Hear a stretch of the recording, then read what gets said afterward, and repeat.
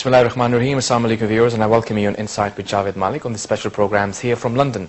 And today we're talking to the Shadow Home Secretary from the Conservative Party. Now, for the viewers who perhaps would not know what a Shadow Home Secretary means, it's basically a opposition representative of the Home Department. In England, of course, we have the government and the opposition, and opposition sometimes is also referred to as a shadow government or the government in waiting.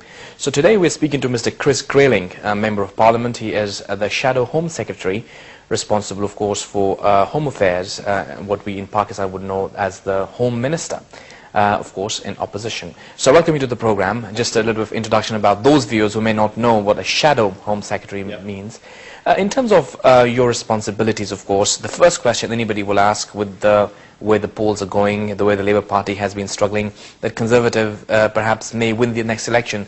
My question would be, for a British Asian, a British Pakistani, a British Muslim, what would a Conservative Party offer that Labour doesn't? Well, I think the first thing to say is that it's important to talk about what we offer everyone, including the British Asian community, because I think that what we need to do is talk to British Asian businessmen and women, we need to talk to young people, we need to talk to the older generation, and I hope many of the things that we deliver will apply right across the community divide.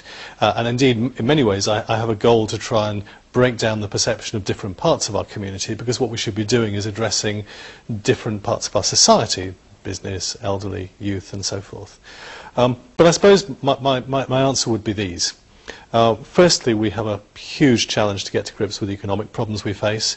We've got to make Britain a better place to do business in again. We've become much too bureaucratic. It's much too difficult to run a business. We're losing investment overseas rather than gaining it at the moment. We need to sort out the public finances. There is a huge deficit, which, if we don't sort, will involve us passing on enormous amounts of debt to future generations, even if we avoid a short-term relationship with the International Monetary Fund, which will certainly happen if we don't get to grips with the deficits that we have. Sorry to interrupt you, but do you think there is a likelihood of IMF getting involved? I think if Britain doesn't take clear decisions about the future, if we don't after the next election have a government that is in place with a mandate that is able to take difficult decisions that start to sort out the public financial mess that we're in, it's a very real danger that the IMF... Some people say that Mr. Gordon Brown, the Prime Minister, with his background as a Chancellor of the Exchequer, has the experience. Of course, the circumstances on the ground may not sort of quite agree with it, but his experience has been there, and people perhaps see him as somebody with more experience than a Conservative Party with a new leader with less experience. You have not been in government for almost more than a decade. Well, I think I'd rather have fresh blood dealing with the challenges that we have rather than more of the same. And the truth is, yes, Gordon Brown has been Chancellor of the Exchequer for 12 years, but the reality is that he has made an almighty mess of both our economy and our public finances. It wasn't immediately apparent to many people that the decisions he was taking would be damaging in the long term, but the reality is, at the end of 10 years in power, at the end of a 10-year period when there was a lot of economic activity as a result of increased public spending, financial services and the housing market, in reality we did not have economic foundations that were nearly as strong as he believed, and we went in to a difficult period economically already with a massive public sector deficit. He spent the money in the good years and didn't save money for the bad years, and we're reaping the consequences of that now. In terms of Conservative Party and the Labour Party, if you look at the history of the way the Asian community or the British, Pakistani and Muslim community have traditionally voted, there are many reasons for that, but they've usually been voting for Labour. Labour has also fielded candidates. You've got 4 members of Parliament in the House of Commons, all of them come from Labour. In the next general election, when you are canvassing, obviously the Asian vote will make a difference. How do you seek to be the party of choice? Well, a number of issues there. First of all, we of course are seeking to diversify the range of candidates we put up for election at the next general election, and we do already have representation from the minority groups. And Shailesh Vara, my colleague, who is an Asian former businessman, is now the Deputy Shadow Leader of the House of Commons, and we have some very good candidates coming through from different minority groups. So the Conservative Party after the next election, if we're successful, will look very different to the Conservative Party today. That's extremely important. But I think we have to do more than simply be a more diverse party. We've actually got to reach out to and talk to different groups in our society and have something to offer them. We haven't always done that well in the past, or we haven't explained ourselves well. And I think particularly, if you look at the British Asian community, I associate it most strongly with real expertise in business. I think there are some tremendously successful role models in the British Asian community of how to build successful business, how to build international brands, as well as to build successful local small businesses. And I think to them, for example, our message should be, we know it's getting more difficult for you to run your businesses. We know that this government has put endless barriers in your way. We also know that if you're the local shopkeeper, for example, that you are suffering from antisocial behaviour committed by troublesome young people in your community, and you sometimes feel the police are not there to deal with that. These are things that we can and must be willing to address, and we must talk to you in those terms, we must understand the problems that you face, and we must deliver solutions.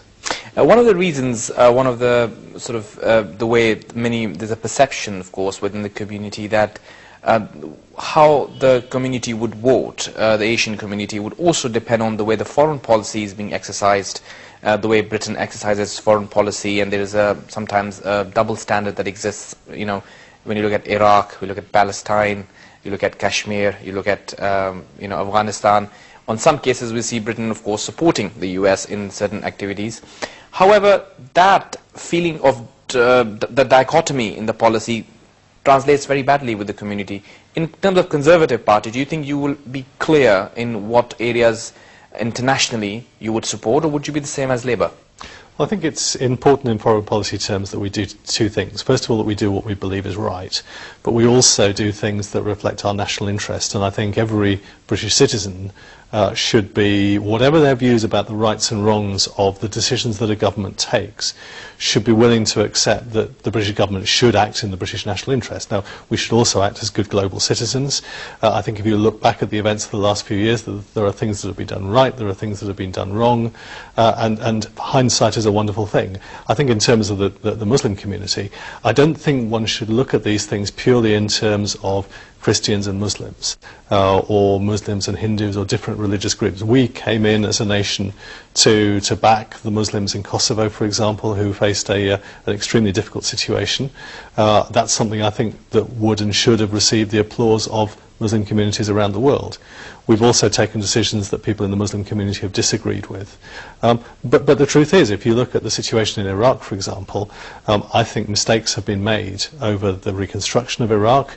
I know that there were genuine concerns about the decision to go into Iraq, but I don't hand on heart believe that any of us will wish to go back. Was taken at that stage, your party supported that decision? We did, and the reason that we did is because we were told very clearly, and there are times when you have to take on trust what the Prime Minister of the day says to you, that there were issues around weapons of mass destruction in Iraq, the development of weapons of mass destruction, and you have to remember Saddam Hussein had clearly had previously such programs and had used such weapons. I mean, we know that he killed thousands of Kurds in Iraq with chemical weapons, 15, 20 years ago.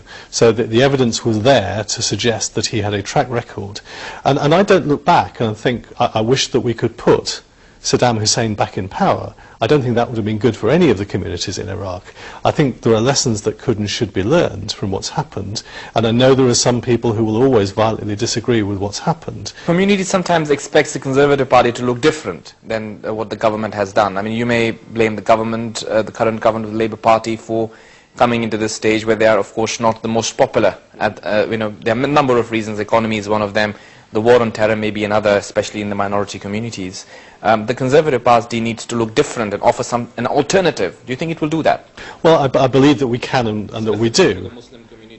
Well, I don't think that we should seek to offer something special for any individual part of the community. I think we should seek to offer something to the whole community. But if a community feels alienated in some way, perhaps you need to reach out to them. No, that's certainly true. But, I think if you look at the issue of terror at the moment, I think one of the biggest problems we have